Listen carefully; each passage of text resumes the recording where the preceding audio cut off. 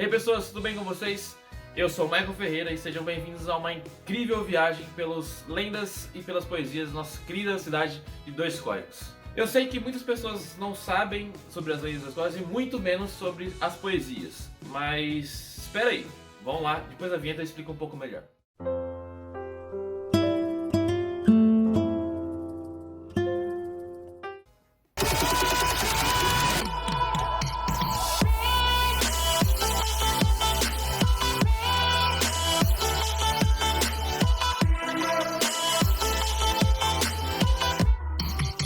Não sei se vocês sabiam, mas o nosso município de Dois Córregos é um dos poucos municípios da região de Bauru que preservam as suas lendas e suas culturas. E são inúmeras histórias que despertam o interesse da nossa região e também da nossa incrível cidade. Uma curiosidade bacana é que as nossas lendas são divididas em 4 segmentos: lendas urbanas, lendas ribeirinhas, lendas cachoeiras e lendas canavieiras. São 4 segmentos de lendas. As lendas ribeirinhas são as mais conhecidas, e entre elas estão o Unhudo da Pedra Branca, a Mãe do Ouro, a Menina do Ouro e a Canoa Sem Remo. E as lendas urbanas, elas são compostas por 2 lendas: a Água da Inhá Eva e a Noiva do Jardim. As lendas que estão no segmento cachoeiras são a Noiva da Cachoeira do Vernier e o Cavaleiro Vestido de Branco. E na categoria canavieiras existe a lenda do Caminhão Fantasma. E as 2 lendas principais da cidade são o Unhudo da Pedra Branca e a Noiva do Jardim.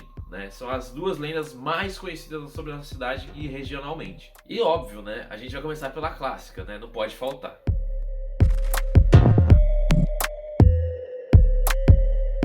Cara, imagina só você encontrar uma entidade no meio da floresta, de cabelos longos, chapéu de palha esfiapado, unhas grandes, parecendo umas garras, tipo Wolverine, tá ligado? Aquelas garras gigantes assim. Bom, esse é o famoso Unhudo, o Unhudo da Pedra Branca. E quem quiser ver isso de perto, óbvio, é só você ir até Pedra Branca e procurar pelas pequenas grutas que tem lá.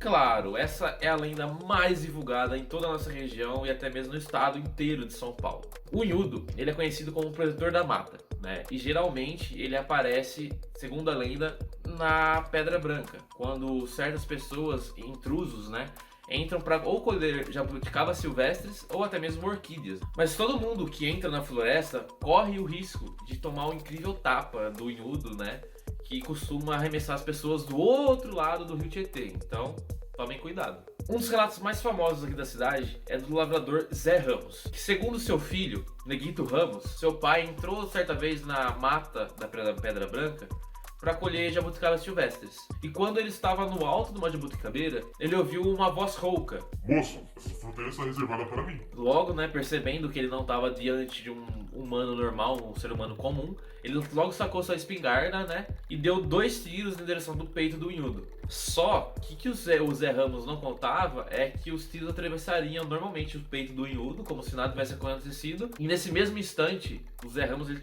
tomou um tapa. E esse tapa foi tão forte, mas tão forte, que fez ele perder a sua consciência. E depois de 2 dias, o Zé Ramos, o lavrador Zé Ramos, ele foi encontrado no loteamento do Ocimar, na beira do rio Tietê. E segundo o Neguito, seu filho, ele nunca mais voltou a ser o mesmo. E a palavra Unhudo passou a ser evitada na casa deles, porque toda vez que ele escutava a palavra Unhudo, ele se emocionava muito e não conseguia parar de chorar. Sinistro, né?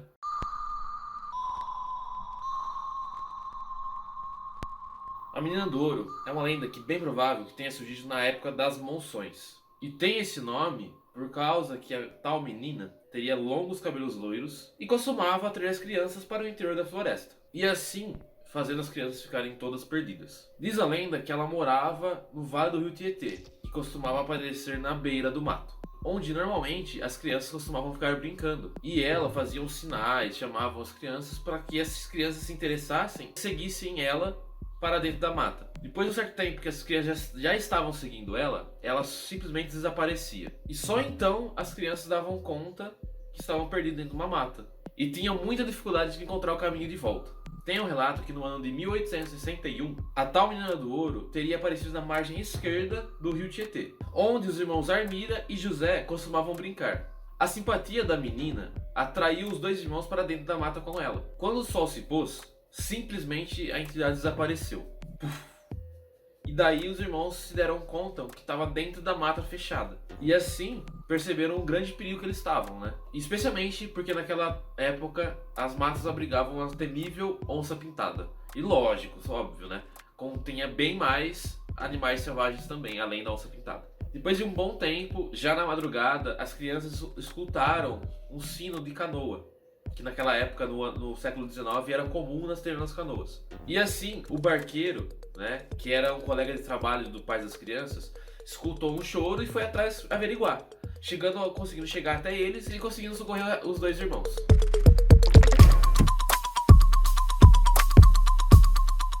Outra lenda muito conhecida aqui na cidade também, regionalmente, é a Noiva do Jardim. Essa lenda começou a tomar forças aqui na nossa cidade quando ocorreu uma horrível tragédia aqui com uma noiva do nosso município. Mas foi bem lá no início da nossa cidade, quando ainda existia uma capela de barro cobertinha com um sapê, e lá seria realizado um casamento. Só que infelizmente a noiva ficou sozinha no altar e não apareceu o noivo.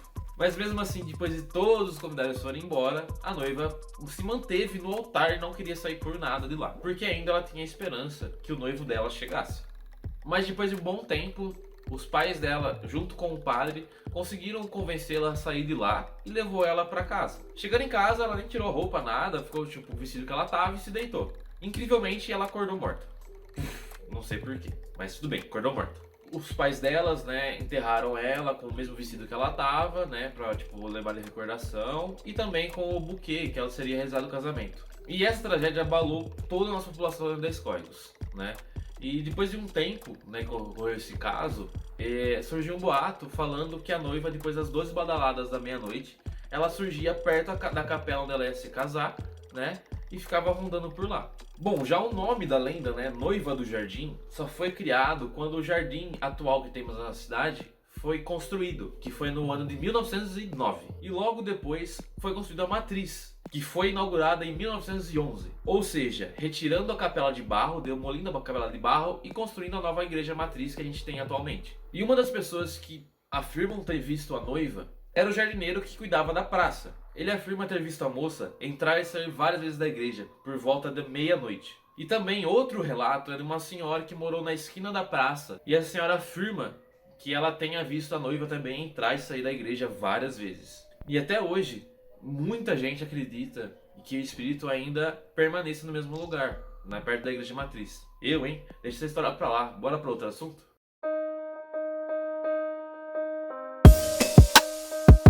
Vocês sabem que Dois Códigos é conhecida como a capital da poesia. E há muitos anos ocorre um festival idealizado pela Usina dos Sonhos com o apoio da prefeitura da cidade. A Usina dos Sonhos foi fundada em 1995 e é idealizada pelo empresário José Eduardo Mendes Camargo.